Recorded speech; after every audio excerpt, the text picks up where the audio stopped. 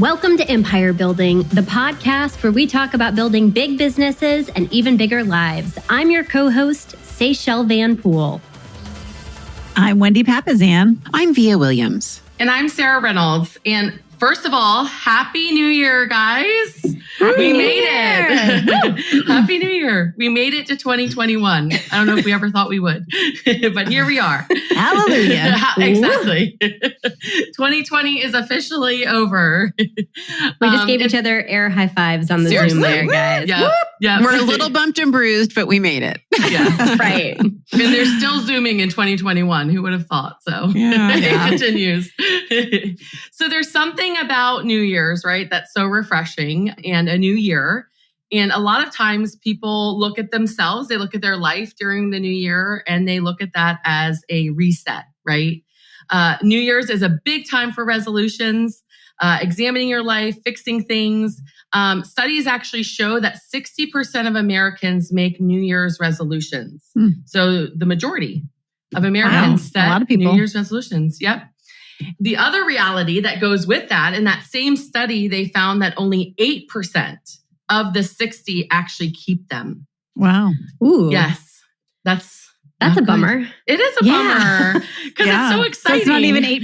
It's 8% of the 60. Of the Correct. It's really low. Yeah. Exactly. Yep. I mean, are you guys surprised? Like, that doesn't surprise me. It doesn't surprise me either. I mean, I really. guess that is why, like, when we used to go to the gym, right? Like, you always loved the gym in February, March, right? Because everyone has dropped off by the end of January. Yeah, I guess that makes sense. Yeah. I mean, but right now, I hate sharing that because it's January 4th, right? And okay. Well, that's good. So we won't ruin everyone's hope yet. Let's have a bit of optimism. Such a buzzkill, Sarah. A bit of optimism. Yes, exactly. But we want our amazing empire building community to be different in terms of implementing things in their lives that really cause life change, because we are about life change here on Empire Building. So that's what we're about. And what we found is that it's all about creating habits. So true resolutions are about creating habits. That's fair. You know, but when you say the word habit, it doesn't really come across to me, Sarah, as like a sexy word, like, No. you know, I mean, it's like habit. Wendy, that sounded really good. That actually made it sound a lot better. I'm not gonna lie. It sounded kind of Thank you for sexy. that. It's my podcasting microphone. It is your, good. you That was just a used your that sexy was good. voice. Thank you for that. That made me feel our better audience about the just word. went up, actually. The whole episode, every time we say habits, we have to say habits. So, okay, I'm gonna work on deepening my voice for the rest of this episode on this one.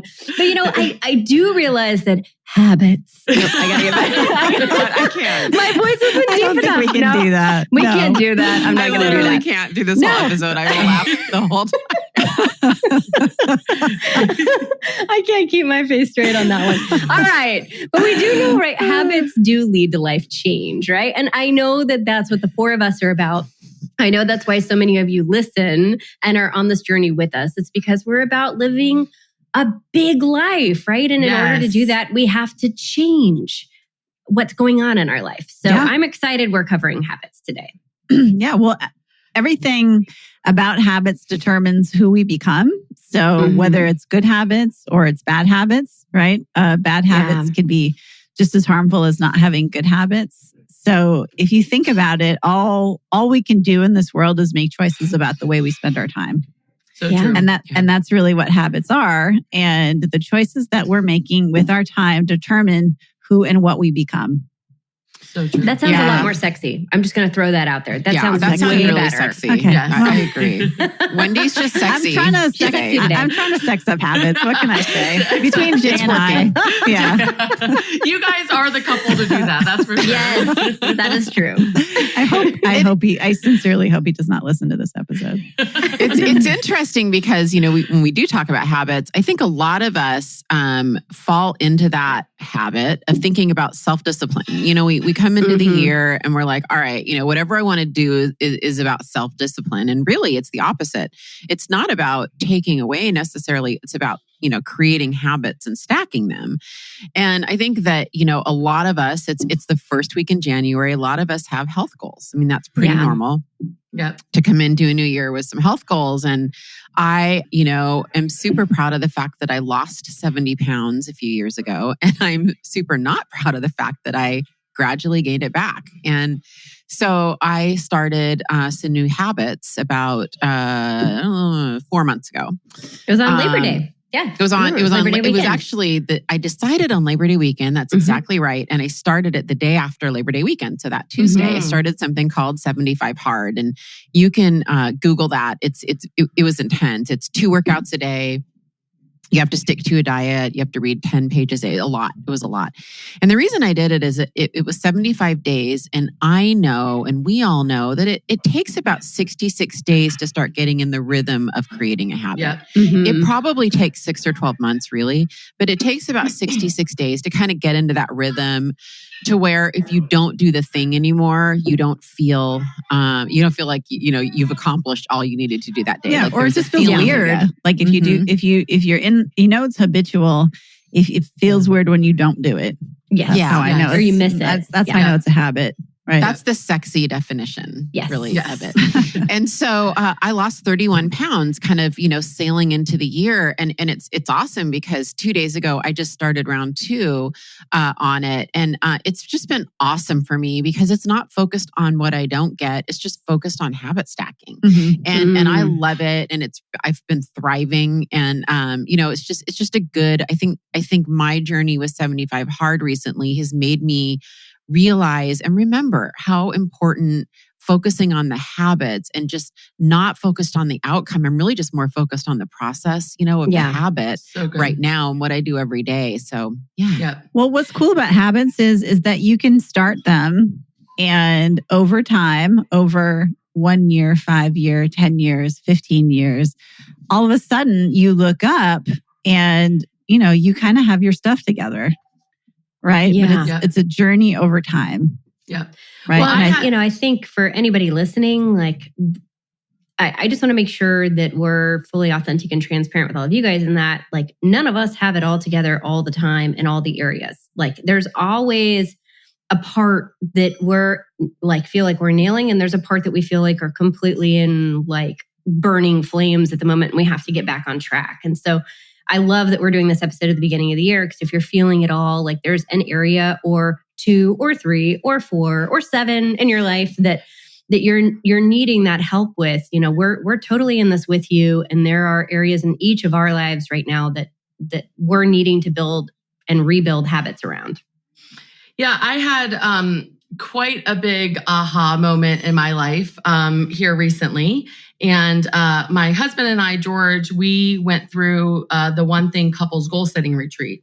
And it was our first time ever doing that together. And it was a pretty remarkable experience. And one of the things, my aha that day was they played a video. All of us, one of our mentors is Gary Keller, all 4 of us.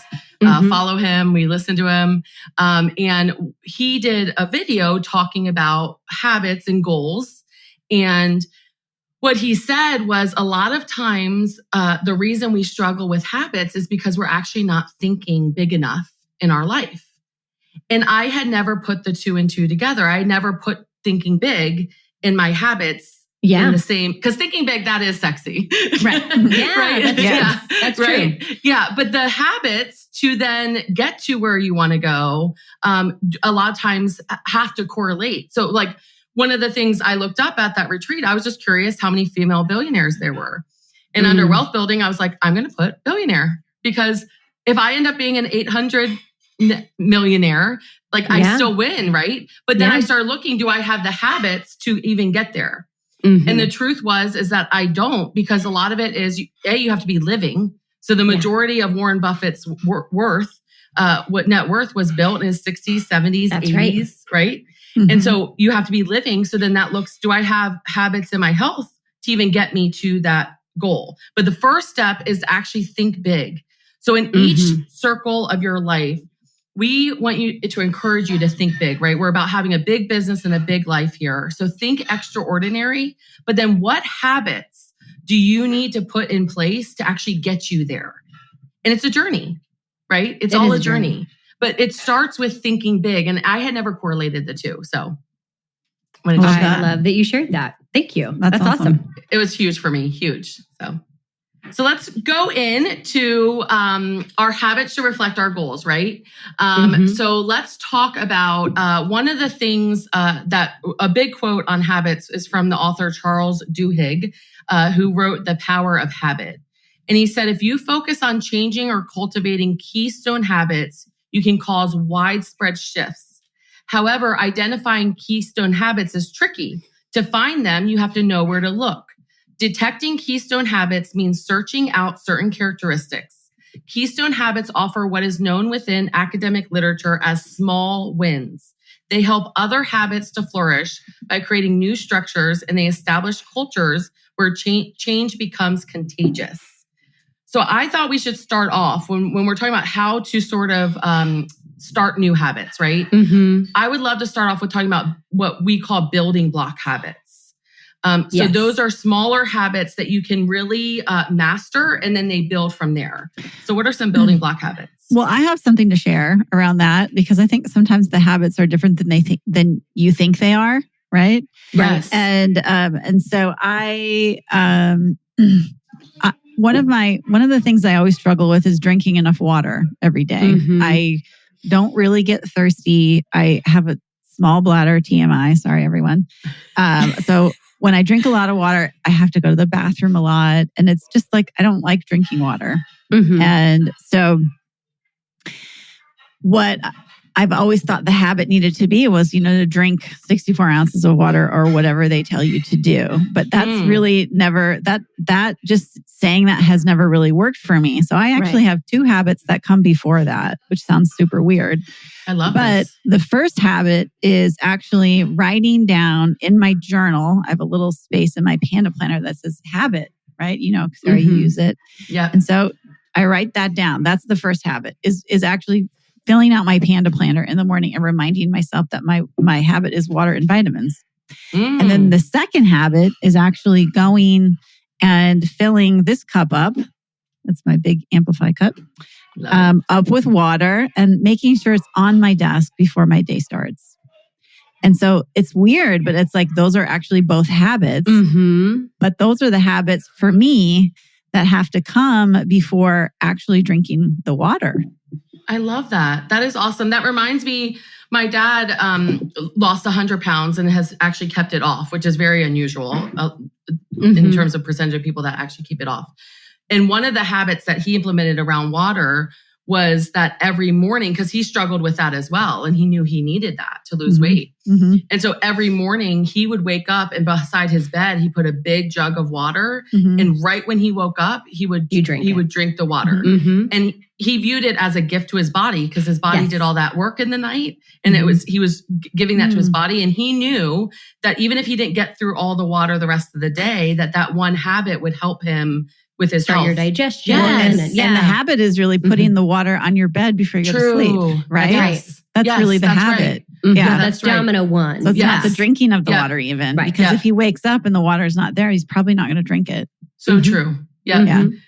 So that's what we mean by building blocks, right? What is really the first thing that has to happen that you have to implement to develop habits? So, that's I found... And that's our first step, right? That's step one. Yep. Step one is really to look at the 7 circles and determine which area in your life you want to work on which habit. So what I typically do is I go all in to a million things at one time. I can tell you a story after story. Like I'm going to fix all my life at once. and they're all extreme fixes as well. It's like I want it all. I want it now. I want exactly. I want to be there. None of the rest of us are like that. Super patient over here. Super patient. And just to make sure can you, Sarah, do you want me to go over the 7 circles? Just go make ahead. Sure. Someone's talking about those. So the 7 circles are the 7 areas of your life that, like all pair together to build a bigger life, not just a big business, but it's physical health, finance. Well, actually, it starts with spiritual is first. Okay, sorry. If you want to give them an order. Okay, so spirituality. Yep. Wendy, I'll let you go in order. And then physical. Yep. So spiritual, because physical. You got to have your relationship with God or whatever that looks like for you. And then your body. It's like Sarah said, no amount of success is going to happen if you're dead. Or if you want to if you want to build a lot of wealth in your lifetime, you typically have to just live a long time in order for that to happen. Yeah. And then you've got your personal life. So we need to fill our own cup first. We've got our key relationships. Then we've got our job. Then we've got our business. And then we've got financial. And those are all purposefully in that order. And those are for those of you that don't know, that's from a book called The One Thing, written by Jay Papazian and Gary Keller. So. Yes. So our recommendation, and this is all through all the things we've done wrong, just to be very clear. Okay. Our recommendation is to pick really which circle is the domino for you and what are some building blocks that you need to implement in terms of habits in that one circle. So, so think smaller in terms of like, what are the building blocks? So for me, for health is my main circle right now. That I know that's the big domino for me. Okay. So what is the one building and when you block? say big domino, you're talking about the thing that you're struggling with the most. Right. Yes. Well, no, I'm actually saying I know that if I work on my health, then all the other circles actually get better. You're saying it's like your priority, like the most important. Yes, right. Correct. The most important one. Yes, area of focus. Got it. Yes, exactly. Yeah. So people could look at it in one of two ways. They could look at it, they could focus on the circle that they are struggling with the most. Or they could say, this is focusing on this is going to help everything else. Yeah. Yes. Right?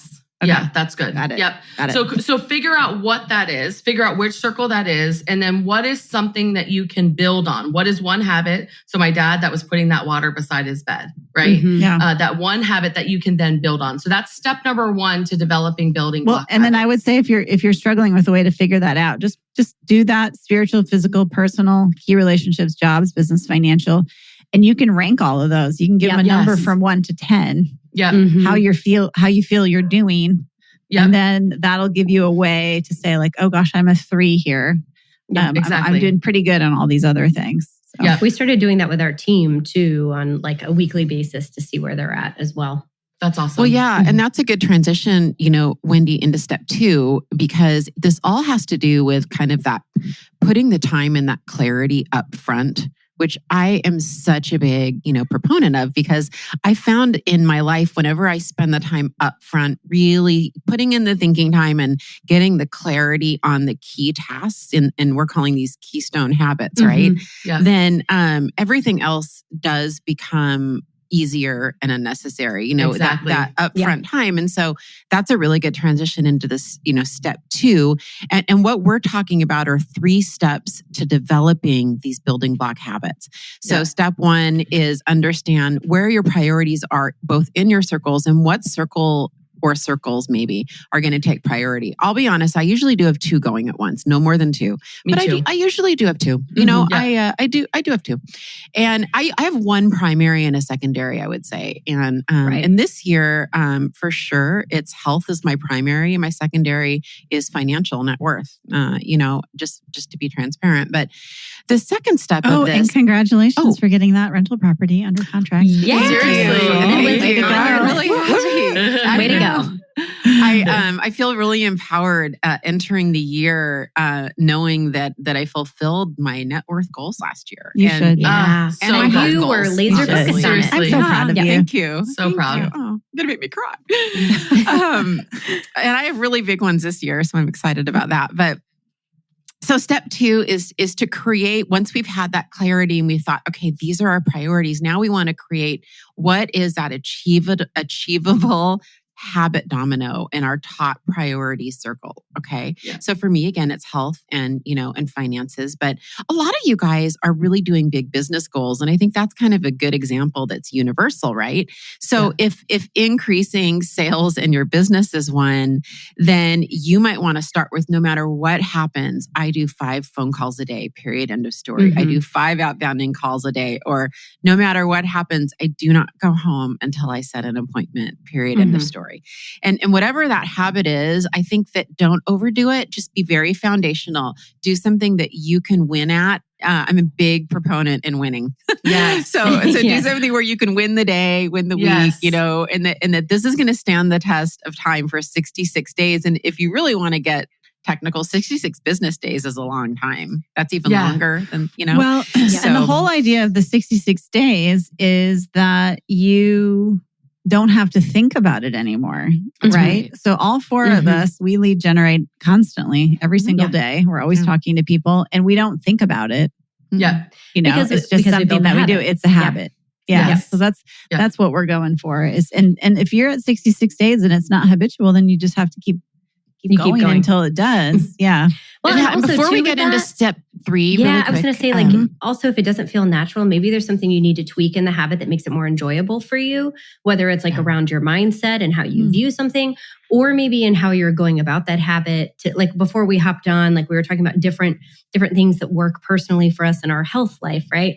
And some of us were like, oh, well, this works for me. And another person was like, I don't love that at all. You know, so whatever your habit is, right? If it's not enjoyable and you're not like starting to get the hang of it after 66 days, tweak it and adjust it to where you can mentally wrap your head around embracing whatever that is.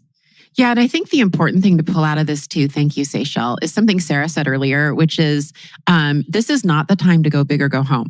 Yes. This is the time. I think it's more important for you to do one call a day. This is consistently. hard, guys. Yeah, that is hard for a lot of us. This is boring. It's super boring. It's not But I sexy think right it's now. almost Not as important sexy. to do one call a day and actually do it than go, Yes. I'm going to do 100 calls a day, course. or, you know, Yeah. whatever. Yes. I just want to reiterate That's it. why you see Yes. all those ads and it's like lose 50 pounds in 5 minutes. You know, Yes. that's what Yeah. everybody wants to do, but that's not really what success looks like. Correct. Yeah.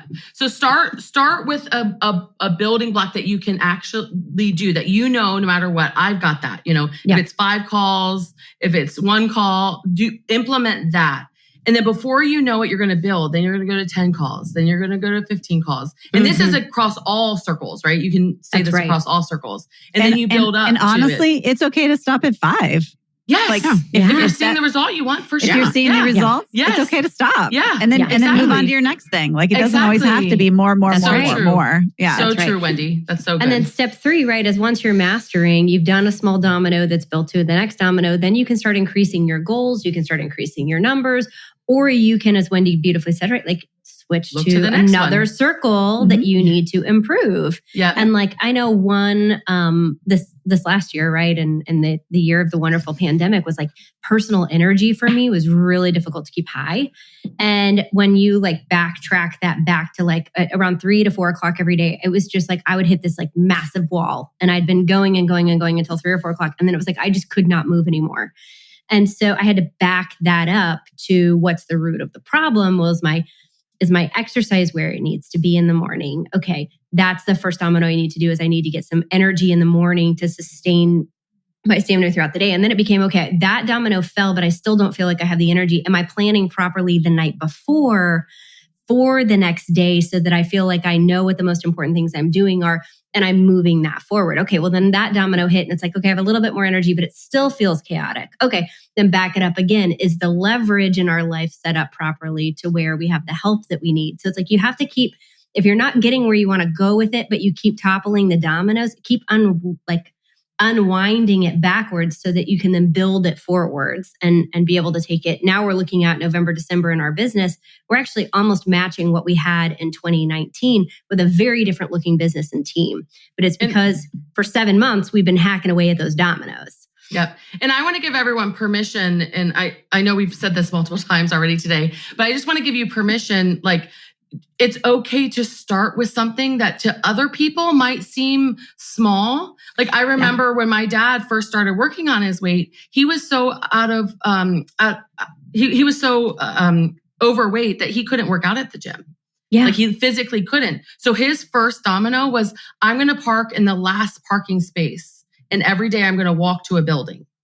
Because he knew he could do that. And that was his first habit. Right. So don't judge yourself by everyone else. Look at your circles. What is something small, right? Like a small, simple change that you can make that you then can build on. And over time, it's going to be just snowball. I love that. And Sarah, I love that so much. I just want to share this. When I started 75 Hard, I got on social media, really bad mistake.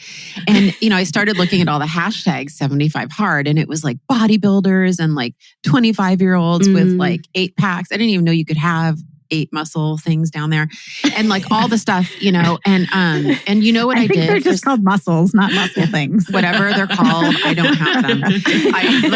They don't exist on my body, and so they do. Well, they're underneath a lot.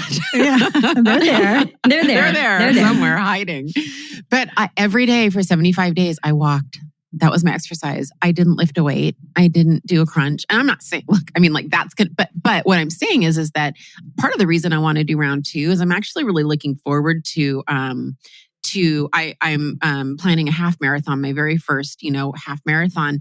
And I'm actually looking forward to that now. And I had to really force myself at times to just walk because I started feeling good. And I started, you're walking 90 minutes a day. I mean, you're like 4.5 miles a day. You start feeling good. You're getting some stamina, but it all started with walking. And I think my first 30 days, you guys, I might have done 3.5 miles in 90 minutes. It was so slow. So thank you for sharing that about your dad, because I feel that so much. But you know what though? Like Via, what you don't realize is by you committing to doing that actually got me back in my groove of exercise. Oh, and so by you being vulnerable and sharing where you were and being willing to be open, right, about what you were going through, I think sometimes we forget that by just being willing to start and being vulnerable about it, all of a sudden the ripple effect causes so many other people to look up and pay attention and be inspired by your motivation. And I would venture to say that with a lot of you guys that are listening, you probably don't realize the impact that you have on others too. I love that. True. Yeah. And also I just would remind everyone, sometimes you fall off the wagon. Mm-hmm. Sometimes a global pandemic will hit the world. Yeah. And hopefully not often. All of our habits that we had before, can topple over. And so it's okay to say, listen, 2020 sucked and I want to get back in these certain habits. And just remember, let's just pick one, right? Let's move it forward day by day, by day by day, and not beat ourselves up for, whatever, failing through 2020. Mm-hmm. So true. I think that leads to where we've talked a lot about building sort of new habits, but the hardest thing is actually replacing bad habits. Mm-hmm. That's actually the hardest thing. So hard. And I want to quickly, I feel like we need to do this, and we probably will do another episode where we dive into this a little bit more. But I want to make sure that we give all of our listeners that's the hard thing, is when we have those bad habits and we need to replace them. And I love when Gary Keller in the one thing they talk about a habit loop. So that's replacing a bad habit with a good habit. And we found that there's sort of 3 sort of steps in how you do that. And the first is to recognize that all of us have sort of cues and triggers that lead us to then do the habit, right? So for example, I had gotten to a really bad habit that when I walked into my bedroom, when I got home, when I walked in my bedroom, I would change and I would go in my bed and grab my laptop every day. Mm-hmm. That's a habit. Yeah. Mm-hmm. So then I have to replace that, right? The cue for me is walking into my bedroom. That's the trigger, right? Yeah. What I'm going to do, right? So realize what is the first sort of thing in your schedule or in your mind or something that happens that then triggers you to go to that bad habit, right? What did you do? I left my bag downstairs. So we have a mudroom now and I have to hook it and that's where my laptop is. So really that's actually the trigger, is probably walking in the door. Exactly. Yeah, exactly. Yep. And great question, Wendy. And so then second is trying to make habits sexy over here. Exactly. The second thing is doing a physical and mental routine. So that's what I'm sort of referring to. So walking the door is the trigger. Then, okay, what's the next routine that you do with that, right? Yeah. And then third is to reward yourself. And so those are the 3 ways that you sort of can replace what we call a habit loop in terms of replace a bad habit with a good habit. Does that make sense? Well, let me give you a good example of that. So Jay, my husband, was a smoker. He smoked for 10 years and he knew he wanted to give up smoking before he met me, because obviously he knew that someday he would meet me and I wouldn't date him if he was a smoker. So of course he knew that. So he wanted to give up smoking. And so in order to do that, he decided he was going to he was going to run the New York City Marathon. Wow. And so that was, because that's a really big habit. That's a big goal. Yes. Smoking. Big one. So you kind of have to, think about replacing a big bad habit with a big good habit. Yeah. And so he was able to run the New York City Marathon and give up smoking in the same year, which is pretty amazing. I think smoking they say is the hardest habit to break. It is. I believe. Yeah. So that's amazing. So you definitely have to replace it. Yeah. Right. Sure. When it's something so hard. Well, guys, this was amazing. I was so excited about this episode right after the couples goal setting retreat, because it's just, I've been on a habit reading craze lately. So I learned so much from you guys and just watching you in terms of implementing habits. And today we talked about the way to do building block habits, right? So assess your 7 circles of life. What is sort of the number one circle you need to work on right now? What is one building block habit that you can implement to really get that going? And then it snowballs from there. And then, of course, last but not least is how to create sort of a habit loop to where you can turn a bad habit into a good habit. But as always, can I add one more thing? Yes. I'm sorry. I just thought of this. So the only thing that I would remind you guys of is to have a relationship with your goals and your habits. Yes. And so if you do the 411, or if you've got something that you look at every day, make sure you put your habits on there so that you remember. So good. So good. I love that.